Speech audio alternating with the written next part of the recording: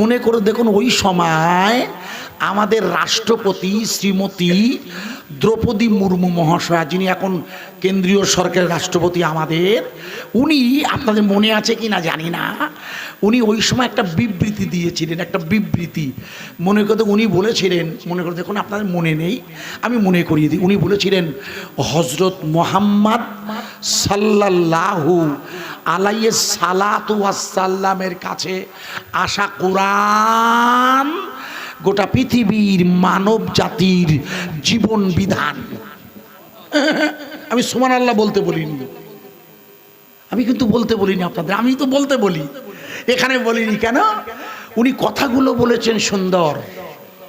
উনি কি বলেছেন? প্রথমেই বলেছেন হযরত মুহাম্মদ সাল্লাল্লাহু আলাইহি সাল্লাম, ব্র্যাকেটে লিখে দিয়েছেন। এখানে প্রশ্ন হলো উনি সাল্লাল্লাহু আলাইহি সাল্লাম বললে কি সওয়াব হবে ওনার? আরে হ্যাঁ না বলুন, সওয়াব হবে না। সওয়াব হতে গেলে ওনাকে লা ইলাহা ইল্লাল্লাহু মুহাম্মাদুর রাসূলুল্লাহ পড়ে নিতে হবে অন্তত পক্ষে জবান দিয়ে। কলমটা এখন থাক, মুখে তো বলে নিতে হবে। আমার কথা বোঝা যাচ্ছে? এটা হচ্ছে ঈমান। প্রথমে ওনাকে ঈমানদার হতে হবে, তাহলে সাল্লাল্লাহু আলাইহি ওয়াসাল্লাম দরুদ শরীফ পড়লে আল্লাহ রহমত বর্ষণ করবে। সুতরাং উনি সুন্দর বললেন, কিন্তু কোনো সওয়াব হবে না। আমার কথা বোঝা যাচ্ছে কি? কিন্তু আমি এটা বলছি এই কারণে, কথাটা সুন্দর। কথাটা কি? যে হযরত মুহাম্মদ সাল্লাল্লাহু আলাইহি সালাতু ওয়াসসালামের কাছে আসা কোরআন, যেটা দিয়ে আমরা 5 ওয়াক্তের নামাজ পড়ি, কারণ কোরআন হলো আল্লাহর সাথে কথা বলার এক আল্লাহর নিজস্ব ভাষা। আরবি ভাষা ওটা আল্লাহর নিজস্ব ভাষা নয়, ওটা আল্লাহর সব ভাষাই আল্লাহরই। আল্লাহ যে কোন ভাষায় কথা বলে জানি না, কেন আল্লাহর ভাষা তো সব আল্লাহর। ভাষা কার? আর রহমান আল্লামাল কুরআন খলাকাল ইনসান আল্লামাহুল বায়ান। সব ভাষা আমার। শুনে ভাষা যার মালিক তিনি, ন্যাচারাল। তাহলে যে ভাষায় আমরা কথা বলি আরবিতে, কুরআনুল কারীমের ভাষা, ওই ভাষা পড়লে শুধু পড়লে আর শুনলে, আলিফ বললে 10টা, জোরে বলবেন না? আচ্ছা, আজ পর্যন্ত পৃথিবীতে কোনো ভাষা এমন এসেছে যেটা পড়লেই সওয়াব হয়? আশ্চর্য নয় কি আমার বন্ধুরা? আশ্চর্য নয় কি? এই জন্যে প্রতিটা মসজিদের সাথে মক্তব চাই। বিশ্বাস করুন, প্রতিটা মসজিদের সাথে ন্যূনতম যদি মক্তব নাও হয়, তা মসজিদের ইমাম সাহেব, মুয়াজ্জিন সাহেবরা দায়িত্ব নিয়ে অন্তত কিছু কোরআনের তালিম দেবেন। কারণ কোরআন ছাড়া আল্লাহর সাথে কথা বলা যায় না। নামাজ পড়তে গেলে ওটা তো আল্লাহর সাথে কথা বলতে হয়, আল্লাহর সাথে কথা বলতে হয় না? হ্যাঁ না বলুন? এই জন্যে আমি আরো ইলাস্ট্রেশন করছি যেটা বলছিলাম। তাহলে ওই সময় উনি এটা বললেন কেন? যেহেতু ওই সময় আরজি করের বিষয়টা নিয়ে আমাদের মুখ্যমন্ত্রী বললে 15 দিনের মধ্যে ওকে ফাঁসি দাও বলেছিল না? হ্যাঁ না বলুন? আরে হ্যাঁ না বলুন? অভিষেক ব্যানার্জি বললে যত দ্রুত পারো তত ফাঁসি দাও। আর আরজি করে ডাক্তাররা তো বলছে ধরো আর কাটো। রাষ্ট্রপতি বলল, এই জন্য উনি বললেন যে কোরআন একমাত্র জীবন বিধান। কেন? যেহেতু কোরআন বলেছে যদি কেউ কাউকে নাহাক কতল করে, তাকে তোমরা ধরে সাক্ষী নিয়ে ওপেন কতল করে দাও। আমার কথা বোঝা যাচ্ছে কি? হ্যাঁ না বলুন?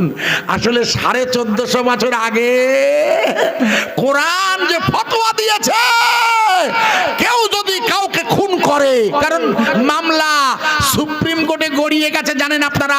আর সুপ্রিম কোর্ট বলে সময় লাগবে, 15 দিনে হবে না, 3 মাসও হবে না, কবে হবে কেউ জানে না। কিন্তু সৌদি আরবে, আরব আমিরাতে, মুসলিম দেশগুলোতে এমন ধর্ষণকারী শাস্তি ওপেন শিরচ্ছেদ করে দাও, যেহেতু হত্যা করেছে। আমার কথা বোঝা যাচ্ছে কি? এই জন্য রাষ্ট্রপতি বলেছিলেন যে কোরআন গোটা পৃথিবীর মানব জাতির জীবন বিধান, যেহেতু কোরআন এসেছে বিশ্ব মানবতার কল্যাণে। এই জন্য আপনার মনে কথা, আপনার মনে নেই বলে আমি একটু মনে করিয়ে দিই। প্রথমে আপনার মনে করে দেখুন, আব্বা মনে নেই আপনাদের, মনে করে দেখুন এখান থেকে কিছুদিন আগে মনে করে দেখুন, জায়গাটার নাম ছিল আগে এলাহাবাদ, উত্তরপ্রদেশের। কি নাম? ইলাহাবাদ। এলাহাবাদ আসলে আসলে নামটা হচ্ছে আল্লাহ। ইলাহা আলিফ লাম হে ইলাহা, আর ইংরেজিতে হচ্ছে ALLAH, ওটা কি হয় আসলে? আল্লাহ।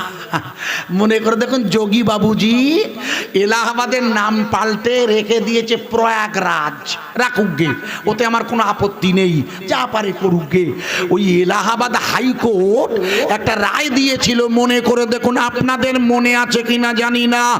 এলাহাবাদ হাইকোর্ট একটা রায় দিয়েছে, ওই উত্তরপ্রদেশের যোগী সরকারের এলাহাবাদ হাইকোর্টে রিট পিটিশন করেছিল 16,000 মাদ্রাসা, তার মধ্যে দারুল দেওবন্দ, তার মধ্যে সাহারানপুরের মাদ্রাসা, তার মধ্যে বেরেলি শরীফে আলা হাজরাত আহমদ রেজা হুজুরের প্রচুর মাদ্রাসা, তার মধ্যে দারুন নাদোয়া, নাদবি যারা পদবি নেয়, সমস্ত মাদ্রাসাগুলো ধরে মোট 16,000 মাদ্রাসা আর 17 লক্ষ ছেলে মেয়ের পড়াশোনা হাইকোর্ট বাতিল করে দিয়েছিল। মনে করে দেখুন, আপনাদের মনে নেই যে এরা মাদ্রাসায় পড়ে?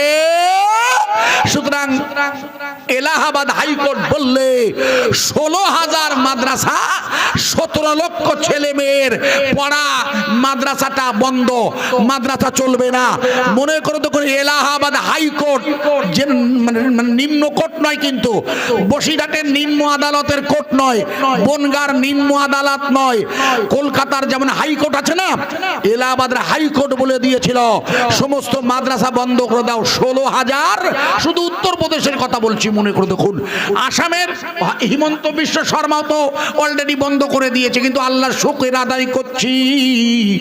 আপনারা মনে করে দেখুন, এলাহাবাদ হাইকোর্টের ওই রায়টা মুসলমানরা পিটিশন করেছিল সুপ্রিম কোর্টে। গত 9 নভেম্বর, 10ই নভেম্বর সুপ্রিম কোর্টের বর্তমান বিচারপতির আগে যিনি ছিলেন মিস্টার চন্দ্রচূড় মহাশয়, উনি ওই 9 নভেম্বর ওই মামলার রায় দিয়েছিল। উনি মাদ্রাসা বন্ধের মামলার রায় দিয়ে প্রথমেই বোঝালো এলাহাবাদ হাইকোর্টের ওই রায়টা আমি বাতিল করে দিলাম। একটু জোরে বলা যাবে না? আপনারা জানেন না? আমার কাছে শুনুন, এলাহাবাদের হাইকোর্টের রায় বাতিল করে দিয়েছে। তার মানে আপনাদের এই মসজিদে কোরআন তেলাওয়াত হবে না? হবে না? আরে তার মানে নামাজ হবে না? হবে না? আমার ওয়াজ বুঝতে পারছেন না? নামাজ পড়তে গেলে কি লাগে? কোরআন লাগে না? আশ্চর্য, কোরআন ছাড়া কিছু হবে না বলে দিল যে কোনো অবস্থায়, প্রথম রায় কি, কোনো অবস্থায় কোনো মাদ্রাসা বন্ধ হবে না। আর একবার জোরে বলবেন না? এটা জোরে বল সুবহানাল্লাহ। আল্লাহ শুকরিয়া আদায় করছি আমি প্রথমেই, যেহেতু 16,000 মাদ্রাসা, 17 লাখ ছেলে মেয়ে, উত্তরপ্রদেশের কথা বলছি। সুপ্রিম কোর্ট দ্বিতীয়টা কি করলে লিখুন, সুপ্রিম কোর্ট দ্বিতীয়টা বলে দিল, সুপ্রিম কোর্ট বলে দিল এই রায়টা গোটা ভারতবর্ষের সমস্ত অঙ্গরাজ্য আর কেন্দ্রশাসিত অঞ্চলের জন্য চলবে। তার মানে হলো 2024 সালের 9 নভেম্বর এই ঐতিহাসিক রায়ে সুপ্রিম কোর্ট বলে দিয়েছে ভারতবর্ষের কোন অঙ্গরাজ্যের সরকার কোরআনের কারখানা, এই দ্বীনি দাওয়াত ইবাদাত বন্ধ করতে পারবে না। জোরে বলুন, আরো জোরে। সুতরাং সেই কুরআনুল কারীম একটি আয়াত এনেছি আপনাকে বোঝানোর জন্য। ইয়া কানা আবুদু, আমার ইবাদাত হবে কার? একটু জোরে বলুন, আরো জোরে বলবেন না। ইবাদাত হয় কার? আল্লাহ। সাহায্য করার দায়িত্ব। তাই বান্দা যখন ইবাদাত করবে, বান্দার সাহায্যের দায়িত্ব নেয় কে? চিল্লে বলুন, আরো জোরে বলুন। ভাই আমরা এখানে যারা বসে আছি আপনাদের বলছি আমার উপর অসন্তুষ্ট হবেন না, যেহেতু আমি প্রমাণ করব। তো নামাজ, নামাজ, কারণ নামাজের সাথে জাকাত, যেখানেই নামাজ উনি বলছিলেন না, নামাজের সাথেই তো জাকাত। শুধু জাকাত একা একা আসেনি, বোঝা যাচ্ছে কি? হ্যাঁ না বলুন। জাকাত এসছে নামাজ পূর্ণতার জন্য, মানে বুঝতে পারেননি? ও আকিমুস সালাহ ও আতুজ যাকাত, অর্থাৎ তুমি নামাজ পড়তে গেলে তোমার কিছু পয়সা লাগবে না? পয়সা লাগে না নামাজ পড়তে গেলে? এই জামা কাপড় লাগে না? টুপি লাগে না? পেটে কিছু লাগে না? তো জাকাত দেবে কেন? যাতে গরিব, মিসকিন, এতিম এদের অর্থের অভাব না হয়, যে অর্থের কারণে এরা আল্লাহমুখী না হয়, তাই জাকাতের কথা এসেছে। কিন্তু জাকাত আসবে কখন? নামাজ হবে যখন। নামাজ ছাড়া আল্লাহর সাথে বান্দার প্রেম হতে পারে না। খুব ভালো করে শুনবেন, আমার কথাটা বুঝবেন। আমার মৌলানা জুলফিকার সাহেব করছিল বলে করে দিয়ে যাচ্ছি আমি, কিন্তু লক্ষ্য করে বুঝুন। আশা করছি মাথায় ঢুকবে, আশা করা যায়, চেষ্টা করছি। জটিল বিষয় নয়, আমি আপনাকে সহজ করে করে শোনাচ্ছি। তাই বান্দা ইবাদত করবে আল্লাহর, বান্দার সাহায্যের দায়িত্ব কার? আল্লাহর। লক্ষ্য করুন, খুব মন দিয়ে বুঝবেন এই জায়গাটা। মনে রসুল আসে মদিনায়, কবে যাব জানি না,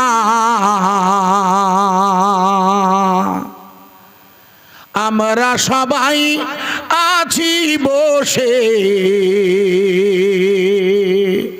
বিথারি উত্তর পাড়ায়, জামে মসজিদের ধারে বসে সবাই মিলে আছি তাই, একই সাথে পড়ব দরুদ, যাবে মদিনায়।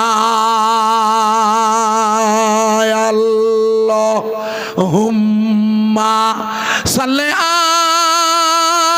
আলা, জোরে বলুন,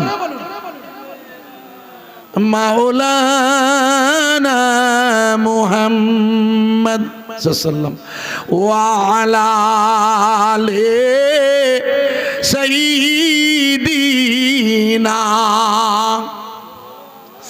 মাওলানা মুহাম্মদ সাল্লাল্লাহু আলাইহি ওয়াসাল্লাম। এমন নবী দুনিয়াতে হইনি, হবে না, তুলনা তো দূরের কথা, ছায়া মেলে না। এমন নবী দুনিয়াতে হইনি, হবে না, তুলনা তো দূরের কথা, ছায়া মেলে না। নবী আছে মদিনায়, কবে যাব জানি না, সবাই মিলে পাঠাই ওগো দরুদেরি নজরানা।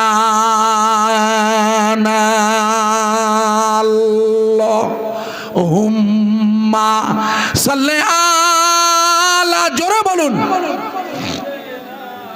মাওলানা মুহাম্মদ সাল্লাল্লাহু আলাইহি ওয়া আলা আলি সাইয়্যিদিনা মাওলানা মুহাম্মদ সাল্লাল্লাহু আলাইহি ওয়াসাল্লাম। আউযু বিল্লাহি মিনাশ শাইতানির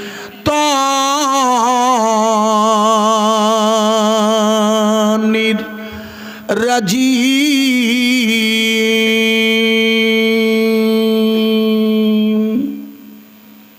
বিসমিল্লাহির, আপনি আওয়াজ ওরকম দিচ্ছেন কেন? ঠিক যেমন দেখুন বাইরে গিয়ে মনে হচ্ছে শব্দ এ হয়ে যাচ্ছে। বিসমিল্লাহির রহমানির রহিম।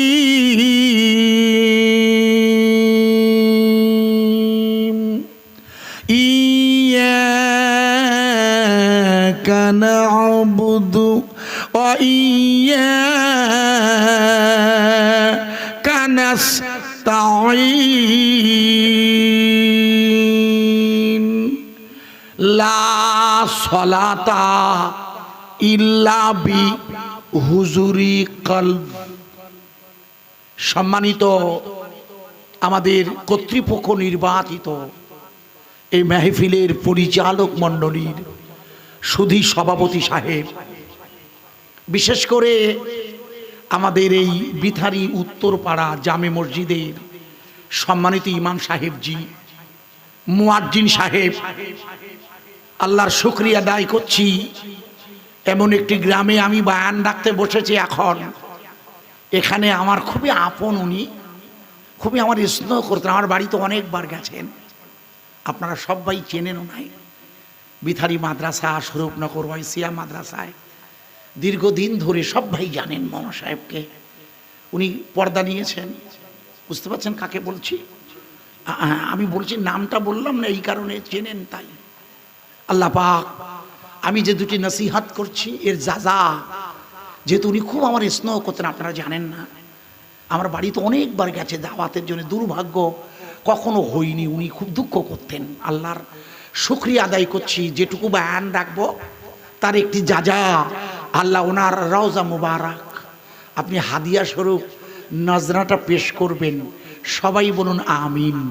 সেই সাথে সাথে আমার এই নসিহাত যদি আল্লাহ মঞ্জুর করেন, আপনি গোটা গ্রামবাসীর জন্য দোয়া হবে ইনশাল্লাহ। তার আগে আমি কুরআনুল কারীমের ছোট্ট একটা আয়াত, সব ভাইয়ের চেনা জানা, যেহেতু মৌলানা সাহেবজি আপনাদের শেষাংশে ওনার আগের বায়ান শুনিনি, তবে মোটামুটি কম বেশি যতটুকু উনি বায়ান রাখছিলেন তার শেষাংশটা দিয়ে আমি চেষ্টা করছি আপনাদের মাথায় দিনী দাওয়াতটা বোঝানোর। আশা করা যায় আপনাদের জন্য নেয়ামত স্বরূপ একটি আয়াত এনেছি, কোরআনুল কারীম। এটি একটি আশ্চর্য আল্লাহর নিয়ামতের ভাষা। একবার জোরে বলুন সুবহানাল্লাহ। এটি এমন একটি ভাষা এবং এমন একটি আশ্চর্য, যেটি যিনি পড়বেন আর যিনি শুনবেন, আমরা পড়ছি, মৌলানা সাহেব পড়ছে, ইমাম সাহেব পড়ছেন, আপনারা শুনছেন, উভয়েই সমান সওয়াবের অধিকারী।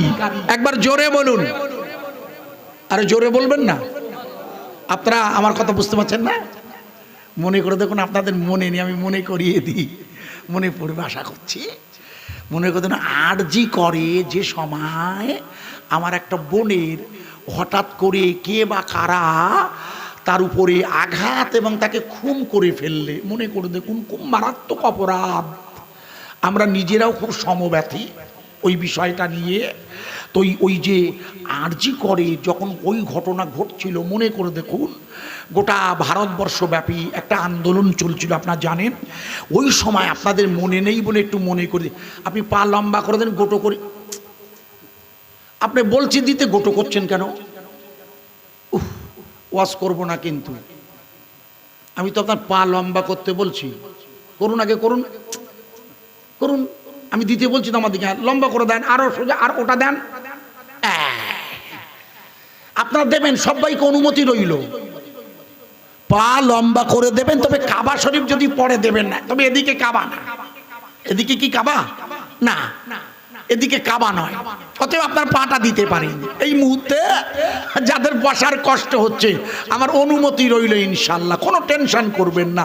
কারণ নসিহতটা শুনতে গেলে শরীরেরও আরাম প্রয়োজন হয়, আরামদায়ক পজিশন হলে নসিহতটা মস্তিষ্কে নেওয়া যায় ইনশাল্লাহ। কারণ যেহেতু এখন রাত হচ্ছে, সন্ধ্যাবেলা একরকম, আর কৃষি গ্রামের বিথারির মানুষের এখন খাওয়া দাওয়া করে বিছানায় যাওয়ার সময়, আমি সেই সময় দুটো নসিহত করছি। তো ন্যাচারাল আরামদায়ক চাই শরীরটা, যেটা বলছিলাম, খুব মন দিয়ে শুনবেন। গান ভরা আবেগে পবিত্রতম বিথারি আমাদের উত্তরপাড়া জামে মসজিদের একেবারে সংলগ্ন মাঠে এতক্ষণ ধরে আমাদের আমন্ত্রিত ওলামা হজরত, আমার স্নেহপ্রতিম হজরতে মাওলানা, আপনারা সব ভাই জানেন ওনাকে।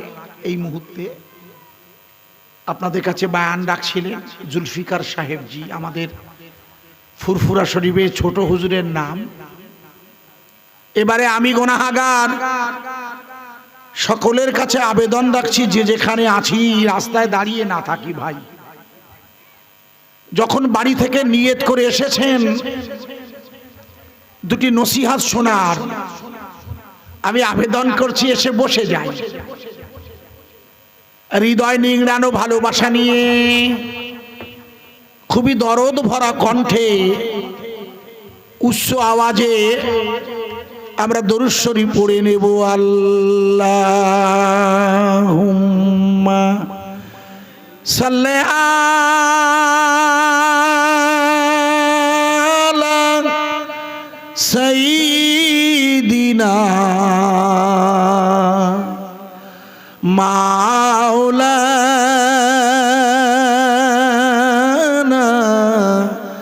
মুহাম্মদ সাল্লাল্লাহু আলাইহি সাল্লাম। রসুলের নাম শুনে দরুদ শরীফ পড়বেন, এটা ওয়াজিব, মনে রাখবেন। রসুলের এই ইকোটা খুব বেশি দেবে না, হ্যাঁ, যেমন দিলে হয়, যেমন ছিল আগে। রসুলের নাম শুনেই মাথায় রাখবেন আমার কথাগুলো ইনশাল্লাহ। যেহেতু দরুদ শরীফ আমাদের গোনা মাফ করিয়ে দেয়। দরুদের কাজ কি? শুধু গোনা নয়, যিনি যত বেশি পরিমাণ দরুদ শরীফ পড়বেন তিনি তত বেশি পরিমাণ রসুলের নৈকট্য লাভ করবেন, মনে রাখবেন। যিনি যত বেশি পরিমাণ দরুদ পড়বেন, এই জন্য আমাদের দেখবেন কাদিরিয়া, চিস্তিয়া, নকশাবন্দিয়া, মোজাদ্দেদিয়া, না না না না বড় চেয়ার লাগবে না, আপনারা কেন ব্যস্ত হচ্ছেন, আমি আপনাদের দিকে ফিরে বলছি। কাদিরিয়া, চিস্তিয়া, নকশাবন্দিয়া, মোজাদ্দেদিয়া, যে চারটি তরিকা আছে, অর্থাৎ আল্লাহর শরিয়াতের পূর্ণতা দান, যেটি কমপ্লিট করে এলমে মারেফাত, যাকে বলে তরিকা। বাংলা বুঝতে পাচ্ছেন কি? হ্যাঁ না বলুন, আমি ইলাস্ট্রেশন করবো, তা না হলে। শরিয়াত মৌলানা জুলফিকার সাহেবজির বর্ণিত তিরমিজি হাদিসের 6টির একটি ছিল নামাজ। মনে করে দেখুন, নামাজ পূর্ণতা লাভ হবে না দরুদ শরীফ ব্যতি রেখে। রসুলের নজরানা দরুদ শরীফ, কথা বোঝা যাচ্ছে? হ্যাঁ না বলুন। তাই নামাজ পূর্ণতা লাভে দরুদ শরীফ লাগে। শরিয়াত আপনাকে নামাজের হুকুম দিয়েছে, কথা বুঝছেন কি? আর তরিকত আপনাকে নামাজের মধ্যে আল্লাহর সাক্ষাৎ অনুভব করার আবেদন রেখেছে। বুঝতে পারেননি? আরে হ্যাঁ না বলুন, পেরেছেন কি না? শরিয়াত আপনাকে নামাজে দাঁড়াতে বলেছে, আর নামাজি যখন নামাজে দাঁড়াবে, আপনাদের মসজিদের খোদবা, ইমাম সাহেব হুজুর আছেন এখানে? গুড। মসজিদের খোদবা দেখবেন, আল্লাহর রসুল বললে নামাজি যখন নামাজে দাঁড়াবে, মানরাইনা, যখন কেউ নামাজে দাঁড়াবে, সে যেন মনে করে আমি আমার আল্লাহকে দেখছি, অথবা মনে করবে আল্লাহ আমায় দেখছেন। ক্লিয়ার? তাই নামাজি নামাজে দাঁড়াবে, ওটা শরিয়াত। আর আল্লাহর দেখা অনুভব এটা হচ্ছে তরিকত। এই জন্যে ইমাম মালিক নাম শুনেছেন? আরে 4 ইমামের এক ইমাম। আপনার ইমাম মানেন না? কি আশ্চর্য! নিশ্চয়ই মানেন, কারণ হাদিস আর কোরআন, অর্থাৎ কোরআন, হাদিস, ইজমা আর কিয়াস, এটাই হলো পূর্ণ দিন। কথা বোঝা গেল কি? এই যে 4 ইমামের এক ইমাম, লিখে নিন। আর 4 তরিকার একটা তরিকা, কাদিরিয়া, চিস্তিয়া, নকশবন্দিয়া, মোজাদ্দেদিয়া। এই 4 তরিকার যে কোনো একটা তরিকা এবং 4 ইমামের এক ইমাম মানা হলো ওয়াজিব। লিখেছেন বসিরাটের আল্লামা রুহুল আমিন শাহ রাহমাতুল্লাহ আলাই। কিতাবের নাম পীর মুরিদ তত্ত্বের প্রথম খণ্ড, পড়ে দেখবেন। ওয়াজিব লিখে দিয়েছেন, আমি নই, এটা মাসলা। এই জন্য ইমাম মালিক 4 ইমামের এক ইমাম। নাম শুনেছেন তো? ইমামে আজমে আবু হানিফা, ইমাম শাফি, আপনারা মানেন নিশ্চয়ই, ইমাম আহমদ ইবনে হাম্বাল আর ইমাম মালিক। ইমাম মালিক রাহমাতুল্লাহ আলাইহি বলেছেন, লিখে নিন, শরিয়াতের সাথে সাথে ভালো করে, যিনি শরিয়াত করলেন তিনি তরিকত করবেন। যদি শুধু শরিয়াত করেন, তরিকত না করেন, ভালো করে লিখবেন, লিখে নিন, তিনি হচ্ছেন ফাসিক। আর যিনি তরিকত করলেন, শরিয়াত মানলেন না, তিনি হলো জিন্দিক, কাফের। আর যিনি শরিয়াত এবং তরিকাত দুটোই করলে তিনি হচ্ছেন পূর্ণ দিন, কামেলে মোকাম্মেল ইমানদার। আমি কি বোঝাতে পারলাম? জুলফিকার সাহেবজি ইমানের যে সংজ্ঞা দিচ্ছিল, আমি প্রথমেই আপনাকে বুঝিয়ে দিই আগে ইমানের সংজ্ঞাটা। ইমান লা ইলাহা ইল্লাল্লাহ, এটা মুখে বলা। হাদিসের ভাষায় একে বলে ইকরার বিল লিসান, এটা হলো শরিয়াত। লা ইলাহা ইল্লাল্লাহ কলব দিয়ে বলা, বাম স্তনের দুধের নিচের লতিফায়ে কলব দিয়ে বলা, ওকে বলে তাসদিক বিল কলব। এটা হাদিস, লিখতে থাকুন। অর্থাৎ জবান দিয়ে স্বীকার করা। বোঝা যাচ্ছে কি? আমি বোঝাতে পারছি কি? আপনারা কি আমার কথা বুঝতে পারছেন? হ্যাঁ না বলবেন, তাহলে মুশকিলে পড়ে যাব। কেন আগের বক্তা উনি ওনার মতো বললে আমি সেটাকে ইলাস্ট্রেশন করে দিচ্ছি আমার মতো করি। আমার কথা বোঝা যাচ্ছে কি? বোঝার চেষ্টা করবেন। আমি যতটুকু বুঝি সেটাকেই বলছি। ওনার পরে যেহেতু আমি, তাহলে লা ইলাহা ইল্লাল্লাহ এটা মুখে বলা প্রথম, একে বলে ইকরার বিল লিসান, হাদিসের ভাষা জবান দিয়ে বলা, জবান, জিহবা, টাং। লা ইলাহা ইল্লাল্লাহ মুহাম্মাদুর রাসূলুল্লাহ, ওটা আপনার কলব দিয়ে সাক্ষ্য দেবে, ওকে বলে তাসদিক বিল কলব। ক্লিয়ার? আর লা ইলাহা ইল্লাল্লাহ গোটা শরীর দিয়ে চলবে, ওকে বলে আরকান বিল আহকাম, রসুলের সুন্নাহ। বোঝা যাচ্ছে কি? আমি আরো পরে বলবো, আশা করা যায় আপনাদের মাথায় ঢুকবে। এটা হচ্ছে ইমানের প্রথম পার্ট। এই কারণে আপনারা যে বায়ানটা শুনছিলেন তার আগে আমি আপনাদের বুঝিয়ে নিচ্ছি। রসুলের শানে খুবই দরদ ভরে আগে আমরা দরুদ শরীফ পড়ে নেব, কারণ দরুদ আমাদের গুনাহ মাফ করিয়ে দেয়। মনে রাখবেন কথা, দরুদ কি করিয়ে দেয়? এই জন্যে সর্বক্ষণ সুযোগ হলেই, যেহেতু দরুদ আমার মায়েরা আপনাকে রসুলের নৈকট্য লাভ করিয়ে দেবে, এই জন্যে খুবই ভালোবাসার সাথে